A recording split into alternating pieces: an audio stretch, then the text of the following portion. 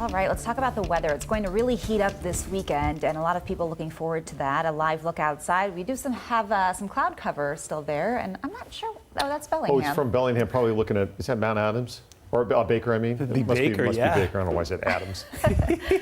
It's Friday. We're trying to decipher it, you know? You know, normally that camera is pointed right down at the marina there, and we're getting that gorgeous look. So yeah, when they turn it, it's like, whoa, where are our bearings here?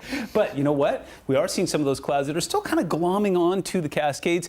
They're going to evaporate very quickly here. We've got some high pressure building in across the region. So if you're just joining us and you didn't get the memo earlier, it's going to be a warm and wonderful weekend out there. We're going to ease into it. Temperatures getting into the mid 70s and some low 80s today.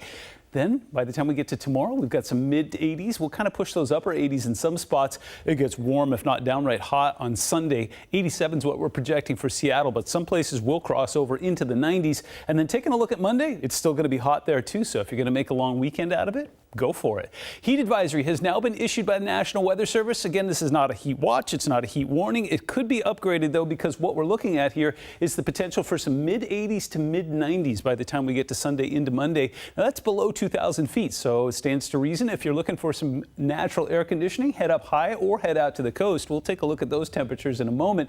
That kicks in tomorrow at noon, stays in place until 9 p.m. on Sunday. Backing it out, we also have an excessive heat watch that's in effect for areas east of the Cascades there, especially in some of the lowlands. We could be tracking some 90s and possibly some triple digits as we go through the rest of the weekend.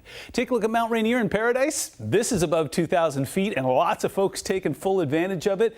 Beautiful, beautiful conditions there today. Not a cloud in the sky near the southern edge of Rainier. Forecasted winds are a big issue for a lot of folks taking advantage of seafare, but folks also fighting fires off towards the east.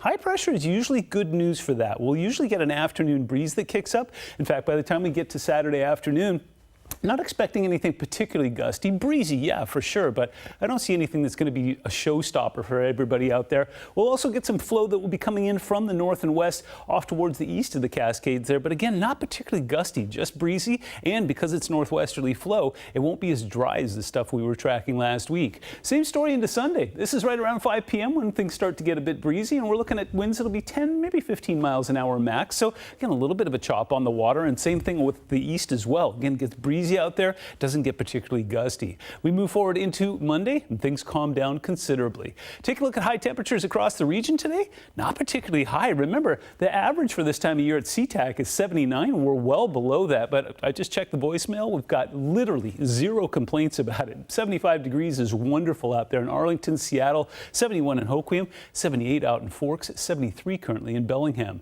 And if you're thinking to yourself, that's warmer than it was yesterday, you're right. Take a look at that. Some of these places, Bremerton, almost 10 degrees warmer than it was this time yesterday. Arlington and Tacoma, about 7 degrees, 5 degrees warmer even out towards the coast. Live look from downtown right now. Bang, 75 degrees right on the nose. North-northwesterly wind coming in sustained about 13 to 15 miles an hour. Has been putting a chop on the water. You've even seen the camera rattling there a little bit. That will calm as we go into the later hours of Friday evening. Overnight lows, they're looking pretty mild. In fact, compared to some of those 40s and 50s we were tracking overnight last night, this is looking really nice. Should be perfect for opening the window and sleeping tight. Tomorrow, looks like temperatures will be wonderful up towards the north, more 70s and some low 80s. We'll see some mid to upper 80s from North Bend all the way through to Bremerton. 83 tomorrow in Kingston and in Paulsbo.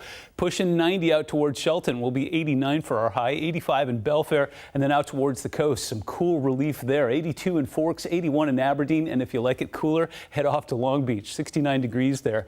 Inland looks like we'll be warm, but looks like we'll stay out of triple-digit territory for the time being. We could get there as we go through the rest of the weekend and into next week.